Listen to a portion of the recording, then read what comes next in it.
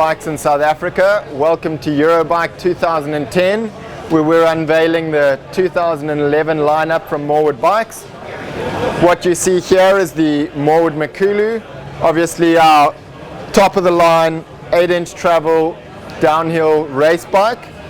The Makulu has been in the press considerably over the last 2 years since its unveiling, and obviously we pride ourselves in the fact that this is one of the premier downhill bikes on the market at the moment. A couple of small changes and revisions to the Makulu for 2011. Obviously working off the grounding that we've laid on this bike over the last couple of years, we have learned a lot along the way, and obviously wanted to bring as much of that knowledge into the package for 2011. Starting off on the bike, for 2011 we will be offering the Makulu in 3 sizes, small, medium and large, as opposed to the 2 sizes which we've offered it in previously.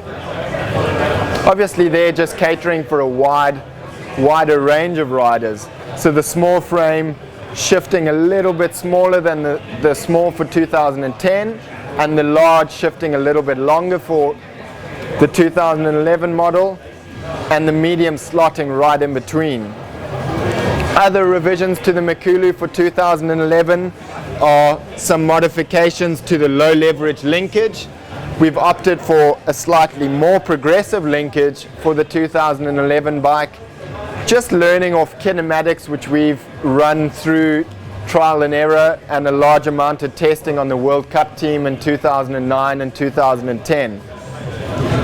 The more progressive linkage also works a lot better with a wider range of rear suspension on the market.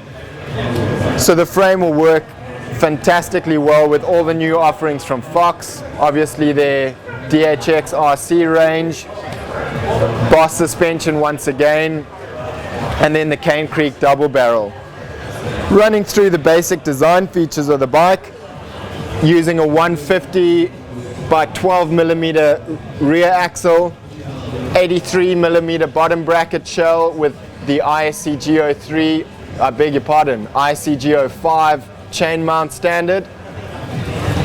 Moving to the front of the bike, great narrow spacing on the rear shock mount, slightly revised front section using a different formed top tube, obviously a straight tube for 2011 as opposed to the curved tube which we ran in 2010.